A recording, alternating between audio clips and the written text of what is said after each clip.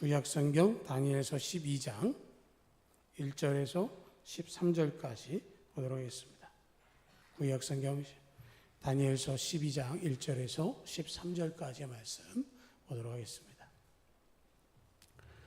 그때에 내 민족을 호위하는 큰 군주 미가엘이 일어날 것이요 또 환란이 있으리니 이는 개국 이래로 그때까지 없던 환란일 것이며 그때에 내 백성 중 책에 기록된 모든 자가 구원을 받을 것이다.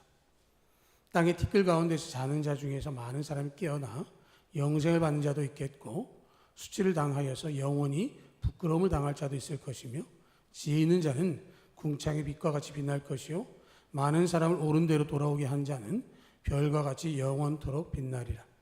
다니엘아, 마지막 때까지 이 말을 간수하고 이 글을 봉함하라. 많은 사람이 빨리 왕래하며 지식이 더하리라. 나 다니엘이 본즉 다른 두 사람이 있어 하나는 강 이쪽 언덕에 섰고 하나는 강 저쪽 언덕에 섰더니 그 중에 하나가 세마포 옷을 입은 자 곧 강물 위쪽에 있는 자에게 이르되 이 놀라운 일의 끝이 어느 때까지냐 하더라. 내가 들은즉 그 세마포 옷을 입고 강물 위쪽에 있는 자가 자기의 좌우 손을 들어 하늘을 향하여 영원히 살아계신 이를 가리켜 맹세 이르되 반드시 한때 두때 반때를 지나서 성도의 권세가 다 깨지기까지이니 그렇게 되면 이 모든 일이 다 끝나리라 하더라. 내가 듣고도 깨닫지 못한지라. 내가 이르되 내 주여 이 모든 일의 결국이 어떠하겠나이까 하니 그가 이르되 다니엘아 갈지어다. 이 말은 마지막 때까지 간수하고 봉함할 것임이니라. 많은 사람이 연단을 받아서 정결하게 하며 희귀할 것이나 악한 사람은 악을 행하리니 악한 자는 아무것도 깨닫지 못하되 오직 지혜 있는 자는 깨달으리라. 매일 드리는 제사를 폐하며 멸망하게 할 가증한 것을 세울 때부터 1290일을 지낼 것이요 기다려서 1335일까지는 그 사람은 복이 있으리라. 너는 가서 마지막을 기다리라. 이는 내가 평안히 쉬다가 끝날에는 내 몫을 누릴 것임이라. 아멘. 우리가 계속해서 이제 말씀을 나누게 되는데요. 5월 달에 우리가 성령의 열매 맺는 신앙에 관해서 이야기했다면 6월 달에는 기다림에 대해서 우리가 생각을 하려고 합니다. 기다린다라고 하면 일상에서의 인내를 떠올릴 수도 있지만 여기서 말하고 있는 기다림은 마지막 날을 기다리는 것이고 그 마지막 날은 우리가 주님 안에서 구원의 은혜를 누리는 마지막 천국문 앞에 들어가는 그 날을 상징하는 것이기 때문에 더욱더 주님을 기다리는 믿음의 고백이 우리 가운데 있어지기를 축복합니다. 하나님의 말씀을 읽고 예배하는 가운데에 하나님께서 주시는 은혜가 있어지고 또 그 일을 통해서 우리에게 구원의 소망이 항상 넘쳐나기를 바랍니다. 오늘 말씀 다니엘서는 우리가 너무도 잘 아는 말씀이죠. 북왕국 이스라엘이 멸망하고 130년이 지나서 남왕국 유다가 바벨론의 침공을 받습니다. 세 차례에 걸쳐서 바벨론 침공을 겪고 결국은 주님 안에서 그들이 버티지도 못하고 멸망하게 되어지고요. 그래서 이때 바벨론이 1차 침공했을 때 왕족들과 귀족들 중에서 자제들을 포로로 끌어갑니다. 그리고 그들을 3년 동안 트레이닝을 시켜서 자신들의 신하로 사용하기 위해서 끌어갔는데요. 그때 다니엘도 끌려가게 됐고 나이를 추측컨대 10대 초중반이었을 것이다 라고 얘기들을 하고 있습니다. 다니엘이 거기에 끌려가서 바벨론 제국이 망하고 페르시아 제국이 새롭게 세워지고 그리고 그럼에도 불구하고 다리오 왕 때에는 총리의 자리에 올랐고 그리고 이제 고레스 때에 고레스가 메대를 합병하고 나서 이스라엘 백성들을 다시 예루살렘으로 귀환하도록 하는 포로 귀환의 역사가 이루어졌는데 이 과정 속에 다니엘은 총리 대신으로서 그 일을 진행하고 그 일을 꾸려가는 일을 함께 할 수 있었습니다. 그래서 다니엘서는 총 12장으로 이루어져 있는데 1장부터 6장까지는 전기적인 내용입니다. 끌려가서 어떤 일이 있었고 무슨 일을 경험했다라는 것이 있다고 한다면 7장부터는 하나님께서 환상의 이야기, 예언의 말씀을 주고 있습니다. 7장에는 네 짐승, 사자, 곰, 표범, 10뿌리를 가진 짐승의 이야기가 나오고요. 8장에는 순양과 숫소의 환상이 나옵니다. 9장에는 70일에 관한 이야기가 나오고 10장으로부터 12장까지는 다니엘이 고레스 왕 3년에 히데길 강변에서 본 환상 이야기를 하고 있습니다. 그래서 이 다니엘서 7장부터 12장까지 이야기에 대해서 여러 가지 억측도 있고 논란도 있지만, 그러나 이 말씀은 우리가 쉽게 해석하고 단정할 것은 아닌 것이고요. 다만 말씀 가운데서 우리가 생각해 볼 수 있는 것들을 하나하나씩 뽑은다면, 오늘 12장의 말씀은 종말의 때에 관한 말씀을 하고 있습니다. 1절로 4절을 다시 한번 보겠습니다. 그때에 내 민족을 호위하는 큰 군주 미가엘이 일어날 것이요 또 환란이 있으리. 이는 개국 이래로 그때까지 없던 환란일 것이며, 그때 내 백성 중 책에 기록된 모든 자가 구원을 받을 것이라. 땅의 티끌 가운데서 자는 자 중에서 많은 사람이 깨어나 영생을 받는 자도 있겠고, 수치를 당하시 영원히 부끄러움을 당할 자도 있을 것이며, 지혜 있는 자는 궁창의 빛과 같이 빛날 것이요 많은 사람 옳은 대로 돌아오게 한 자는 별과 같이 영원토록 빛나리라. 다니엘아, 마지막 때까지 이 말을 간수하고 이 글을 봉함하라. 많은 사람이 빨리 왕래하며 지식이 더하리라. 그렇게 말씀을 하고 있습니다. 그때라고 하는 말은 2절에 있는 것처럼 자는 자 중에서 많은 사람이 깨어나 영생을 받는 자도 있겠고, 수치를 당해서 영원히 부끄러움을 당할 자도 있을 것이다. 마지막 때가 되어지면 생명의 부활과 심판의 부활을 맞이하게 될 텐데, 그때가 되어지면 어떤 일이 있겠느냐라고 하는 것이죠. 큰 군주 미가엘이 일어나서 이스라엘 백성을 포함한 모든 믿는 자들, 모든 믿음의 사람들을 구원할 것이다. 그들을 보호하고 사탄으로부터 지킬 것이라는 말씀을 해 주셨습니다. 그런데 그 시기에는 개국 이래로 그때까지 없던 환란이 있을 것이다 라고 말씀을 하고 있습니다. 마태복음 24장에 예수님께서 마지막 때가 되면 무슨 일이 있겠습니까? 라고 물었을 때에 예수 말씀하기를 그때 큰 환란이 있겠습니다. 창세로부터 지금까지 이런 환란이 없었고 후에도 없으리라. 마태복음 24장 21절의 말씀입니다. 그때가 되어지면 다니엘이 지금 말하고 있는 것처럼 그때까지 없던 환란, 창세로부터 지금까지 이런 환란이 없었고 후에도 없으리라 하는 말씀 속에서 더 이상의 환란을 경험하지 않는 마지막 때를 맞이하게 될 텐데, 그때가 되어지면 어떤 일이 있게 될 것이냐? 내 백성 중 책에 기록된 모든 자가 구원을 받을 것이라고 말씀을 하고 있는 것이죠. 여기서 말하고 있는 책은 생명책입니다. 우리가 마지막 그 심판을 받으면 두 개의 책이 펼쳐져 있다고 말씀드렸습니다. 하나는 생명책이고 하나는 행위록입니다. 생명책에 있으면 구원을 받습니다. 행위록을 통해서는 상급을 받습니다. 그런데 정말로 부끄러운 구원을 받는 사람들도 있고, 하나님께서 주신 생명의 멸류관뿐만 아니라 하나님께서 주신 큰 상급을 받는 사람도 분명하게 있을 것이라는 거죠. 그런데 다니엘서에서 말씀하고 있는 것은 생명책에 기록된 말씀을 하고 있는 것입니다. 여러분들 모두가 그 책에 기록되어 있기를 축복합니다. 여러분 모두가 그 생명책의 주인공이 되시기를 바랍니다. 계시록 20장에 보면 누구든지 생명책에 기록되지 못한 자는 불못에 던져지더라 라고 말씀을 하고 있는 것이죠. 다니엘의 예언서와 요한계시록의 말씀이 서로 연결이 되어지며 해석이 되어지는 것이죠. 어떤 시한을 정해놨거나 어떤 환란이 무슨 상징을 갖는 게 아니라 마지막 때가 되어지면 그러한 판단과 판결을 통해서 영생과 영벌의 관계로 나누어질 거란 말씀을 하고 있는 것이죠.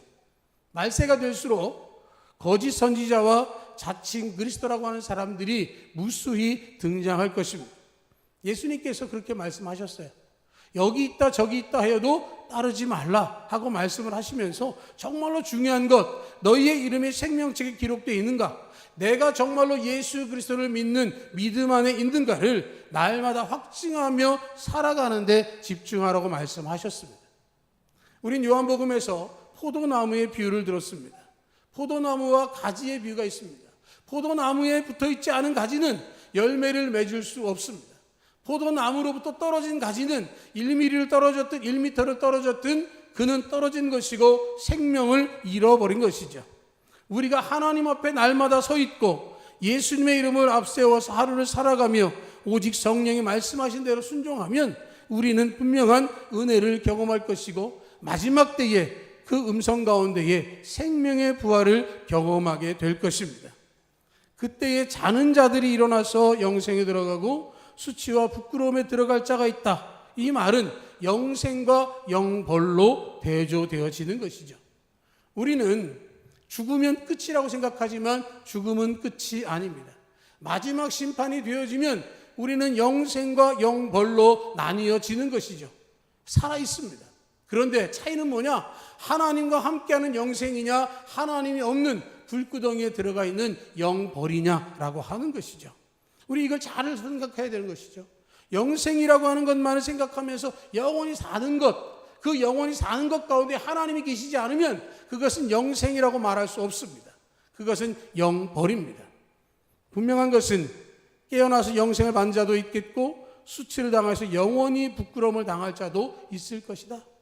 하나님 나라에 들어가지 못하고 지옥의 불구덩이로 빠져들어서 절망 가운데 있는 사람도 있을 것이라는 말씀을 하고 있다면 우리를 향한 그 말씀이 어떻게 중요한지를 더 깊이 생각해야 하는 것이죠.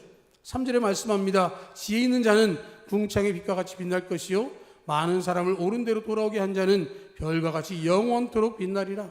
지혜 있는 우리, 지혜 있는 믿음으로 예수님과 함께함으로 말미암아 많은 사람들을 하나님께로 돌아오게 하는 자, 복음을 전해서 그들에게 구원의 복음을 증거하고 하나님의 영생에 기록된 자로 만들기 위해서 복음을 전하는 사람들은 궁창의 별과 같이 빛날 것이라고 말씀을 하고 있습니다.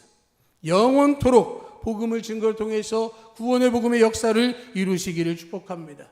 여러분들을 통해서 구원의 열매가 있기를 축복합니다. 제가 어떤 인터넷 글을 읽었는데요. 20대에 만나서 70대까지 지금도 교제하는 두 분의 이야기가 거기 글에 있었습니다. 믿는 가정, 믿지 않는 가정에서 직장 생활하다가 만나서 함께 신앙생활을 시작하게 됐는데 이제 두 분이 70대가 된 거죠. 그래서 그 두 분이 만나 생활했는데 그 믿지 않는 가정에서 생활했던 그분은 남편이 병약하고 자녀도 없고 굉장히 힘들고 어려웠다는 거예요. 그럼에도 불구하고 인생을 살아가면서 함께 교제하고 만나는데 10년 만에 만나서 두 분이 이야기를 하는데 그런 얘기를 했다는 거예요. 정말 힘들고 어려운 생활 어떻게 버티냐고 뭐 이런 얘기 저런 얘기 막 하다가 마지막에 헤어지면서 그분이 뭐라고 해주시냐면 그래도 네가 전한 복음의 열매가 나야. 그러면서 그 친구가 헤어졌다는 거예요. 삶 속에서 정말 여러분들에게 그런 친구들이 여러분들을 통해서 복음의 역사를 경험한 그런 사람들이 분명하게 있어지기를 축복합니다. 저는 여러분들이 가지고 있는 예수 그리스도의 복음이 여러분들 안에서 멈춰 있는 게 아니라 또 다른 사람에게 증거되어지고 그를 통해서 구원의 역사를 통해서 여러분들은 궁창의 별과 같이 빛나고 그 영혼들은 하나님 안에서 구원의 복음을 경험할 수 있기를 축복합니다. 그런 은혜가 여러분에게 있어질 때 그 일이 반드시 나타날 것이고 그 일에 대해서 하나님께서는 여러분들을 영원토록 빛나게 하시겠다라고 약속해 주셨습니다. 4절의 말씀을 통해서 마지막 때까지 이 말을 간수하고 이걸 봉함하라고 하셨는데 요한계시록 22장에서는 이 예언의 말씀을 인봉하지 말라 하고 말씀을 하십니다. 다니엘 때에는 아직 그것을 다 알 수 없는 그런 상황이죠. 그런데 요한계시록을 쓸 때에는 이미 우리 주님께서 오셨습니다. 메시아가 오셨기 때문에 그들이 그것을 알게 되어진 것이기 때문에 이 다니엘서와 계시록은 약 600년의 시간 차이를 두고 예수님의 재림과 심판에 관한 소망을 함께 나누고 있는 것이죠. 다니엘이 본 환상, 그때에 일어날 일들입니다. 예수님이 오시고 죽으시고 부활하시고 그리고 우리에게는 요한계시록의 말씀이 주어져 있습니다. 그때가 되어지면 그때는 두려울 수 있습니다. 그러나 그 일은 반드시 이루어질 것이기 때문에 우리가 믿음을 통해서 소망을 가져야 할 것입니다. 그 때를 기다리는 것이죠. 심판의 날을 기다리는 것입니다. 영생의 은혜가 임하는 그날을 우리가 기다리고 있습니다. 영벌에 빠질 자들은 수치와 두려움이 있겠지만 우리는 주님 안에서 기쁨과 감사로 그 길을 가게 되어지는 것이죠. 구원하심이 보좌에 앉으신 우리 하나님과 어린 양께 있도다라는 찬양처럼 하나님을 경외하고 예수 믿는 믿음 가운데에 성령님과 동행하는 모두가 되시기를 축복합니다. 우리 주님께서 말씀하시는 이 말씀이 5절로 9절에 계속해서 이어져 갑니다. 나 다니엘이 본즉 다른 두 사람이 있어 하나는 강 이쪽 언덕에 섰고 하나는 저쪽 언덕에 섰더니 그 중에 하나가 세마포 옷을 입은 자 곧 강물 이쪽에 있는 자에게 이르되 이 놀라운 일의 끝이 어느 때까지냐 하더라. 내가 들은즉 그 세마포 옷을 입고 강물 이쪽에 있는 자가 자기의 좌우 손을 들어 하늘을 향하여 영원히 살아계신 이를 가리켜 맹세하되 반드시 한때, 두때, 반때를 지나서 성도의 권세가 다 깨지기까지이니 그렇게 되면 이 모든 일이 다 끝나리라 하더라. 내가 듣고도 깨닫지 못한지라 내가 이르되 내 주여 이 모든 일의 결국이 어떠하겠나이까 하니 그가 이르되 다니엘아 갈지어다. 이 말은 마지막 때까지 간수하고 봉함할 것임이니라.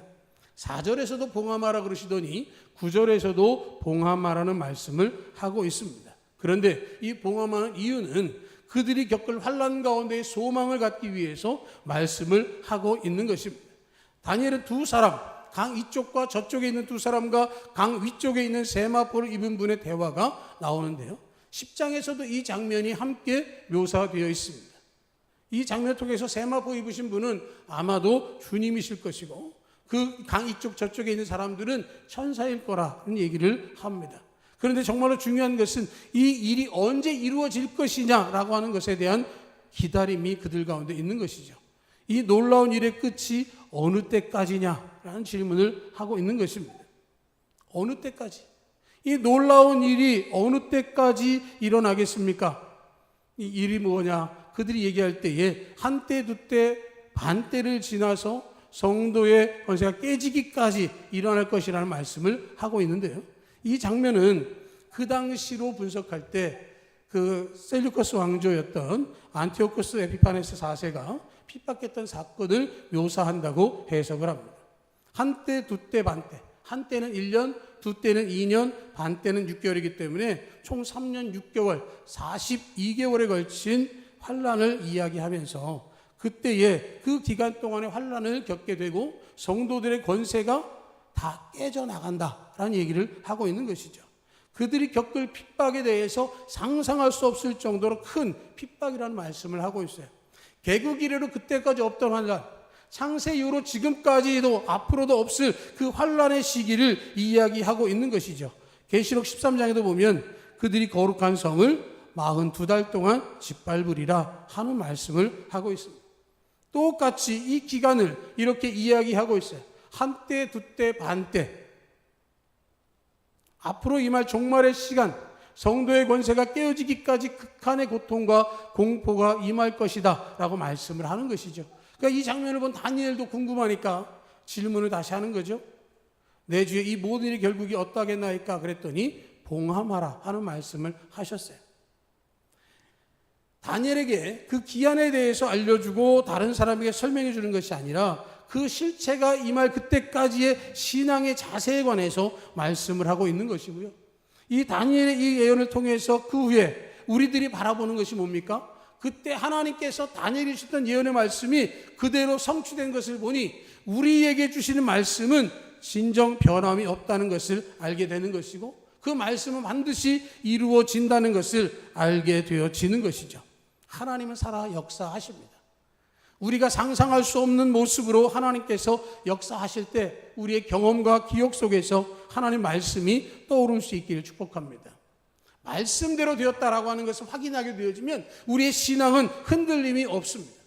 말씀대로 하나님께서 환난이 있지만 그러나 우리를 지키시고 보호하시기 위해서 미가엘을 보내시고 우리를 위해서 예수 그리스도를 보내셔서 십자가에서 대신 죽게 하셨습니다.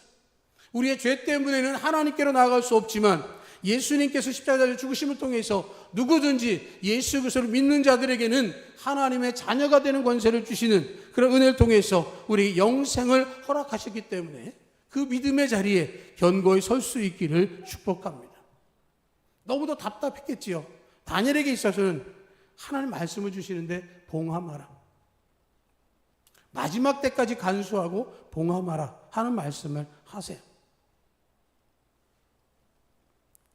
다니엘은 이 사명을 충실하게 감당했습니다.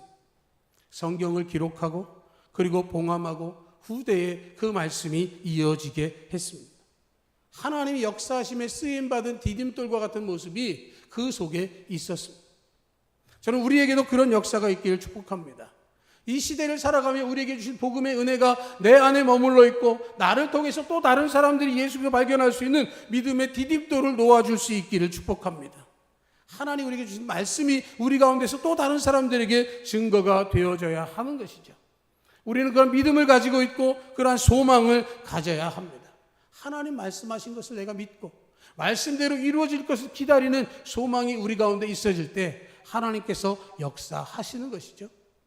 하나님의 은혜가 우리 가운데 있어서 주의 말씀을 통해서 깨닫고 우리에게 환상도 보여주시고 우리에게 영광도 볼 수 있는 체험의 은혜가 있어지기를 축복합니다.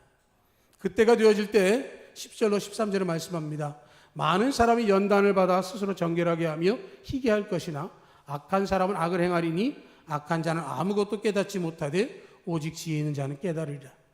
매일 드리는 제사를 폐하며 멸망하게 할 가증한 것을 세울 때부터 1290일을 지낼 것이요 기다려서 1335일까지 이르는 그 사람은 복이 있으리라. 너는 가서 마지막을 기다리라. 이는 내가 평안히 쉬다가 끝날에는 내 몫을 누릴 것임이라. 그렇게 말씀을 합니다. 마지막 때가 되어지면 많은 사람이 연단을 받아 스스로 정결하게 하며 희귀할 것이다. 연단받고 고난을 당하고 환난 가운데에 자기 자신을 거룩하게 해야 되겠다라고 하는 회개의 모습으로 하나님 은혜를 사모하며 나아가는 사람이 있는가 하면 악한 사람은 악을 행할 것이라는 말씀을 하고 있어요. 아무것도 깨닫지 못합니다. 악한 사람은 그저 현실만을 바라보고 있는 것이죠. 지금 당장만을 바라보고 있는 것입니다. 그러다 보니 하나님의 그 역사를 깨닫지 못하는 거예요. 시대를 분별할 줄 알고 징조를 알아야 하는 것이죠. 하나님께서 모든 역사를 이루실 때는 반드시 의미가 있습니다. 하나님께서 모든 것을 경험하게 하실 때에는 하나님의 뜻을 분별하도록 우리에게 은혜를 주시는 것이죠. 그런데 악한 자들은 악을 행합니다. 악한 자는 아무것도 깨닫지 못합니다. 지혜 있는 자는 깨닫습니다. 지혜 있는 자는 지금 상황이 무엇인지, 우리가 무엇을 해야 하는지, 하나님 우리에게 원하시는 것이 무엇인지를 분별할 수 있게 되어지는 것이고요. 그런 은혜가 우리 가운데 있어져야 하는 것입니다. 하나님 말씀을 보고 그 말씀이 무엇인지를 분별하는 영적인 민감함이 우리 속에 있어야 하는 것이죠. 하나님께서는 다시금 11절과 12절을 통해서 또 다른 숫자를 말씀하십니다. 11절을 보면 매일 드린 제사를 폐하며 멸망하게 할 가증한 것을 세울 때부터 1290일이라고 이야기를 합니다. 이 1290일은 3년 6개월보다 한 달이 더 많습니다. 43개월이죠. 이 사건은 아까 얘기했던 것처럼 안티오코스 에피판 4세가 예루살렘 성전을 모독합니다. 그래서 예루살렘 성전을 훼손하고 파손하고 희생제사를 드리지 못하도록 제단을 없앴고요. 제사장들을 죽이고 성전에 돼지 피를 갖다 부었습니다. 하나님의 성전에서 부정하다고 하는 돼지 피를 뿌리면서 성전을 더럽혔습니다. 그 때문에 마카비를 중심한 많은 사람들이 일어나서 그 사람들과 대적하고 싸우는 일들이 있었습니다. 하나님께 제사할 수가 없었습니다. 멸망하게 할 가증한 것들이 성전 중심에 들어섰는데 그 기간이 1290일 43개월이었다라고 이야기를 하는 것이죠. 그런데 12절에 보면 기다려서 1335일까지 이르는 그 사람이라는 이야기를 지금 하고 있어요. 3년 반 후에 또 한 달 더 하는 것도 어렵고 힘든데 거기에 45일을 더하여 그때까지 기다리는 그 사람, 그때까지 경험하고 견뎌내는 사람에게 복이 있을 것이라는 말씀을 하고 있습니다. 환난의 시기가 있다는 거죠. 3년 반을 넘어서서 더 긴 시간까지 주어질 수도 있다는 말씀을 하고 있어요.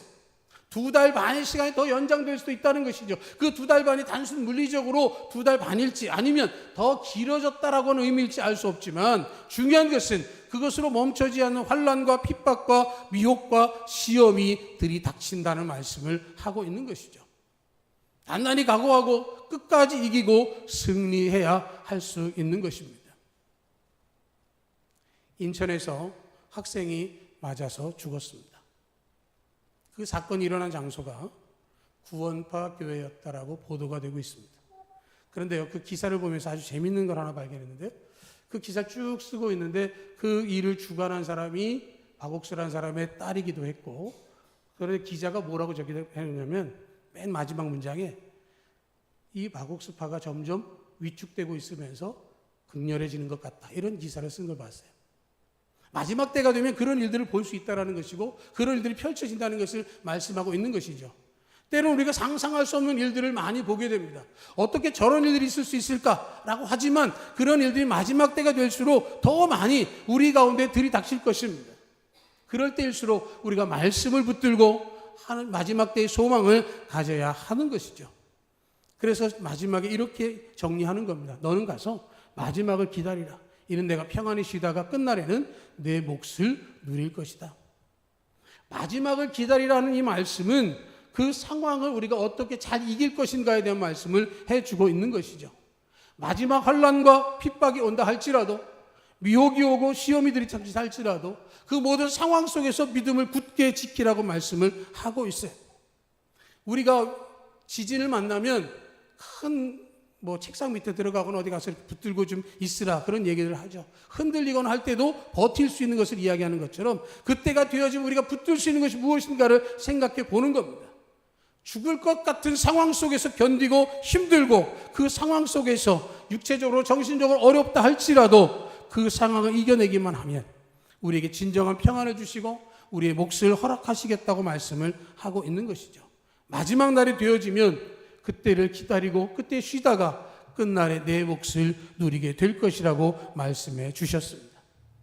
다니엘에게 말씀을 주시고 봉함하게 하셨고 계시록에서는 그것을 열게 하신 하나님께서 우리에게도 우리의 각자에게 주시는 말씀의 은혜를 허락해 주십니다. 그 음성 가운데에서 말씀을 잘 보관하고 또 그것을 전달하고 그것을 통해서 마지막을 기다릴 수 있기를 축복합니다. 그때가 되면 쉬다가 내 몫을 누릴 것이다. 이 말을 좀 풀어보면 다니엘아, 네가 마지막을 기다리는 동안에 너는 평안히 쉴 수 있을 것이다. 환난을 끝까지 이기고 기다리기를 포기하지 않는다고 한다면 네게 약속된 영생과 복락과 생명의 면류관, 해가 집인다는 상급이 멈추지 않을 것이라는 말씀을 하고 있는 것이죠.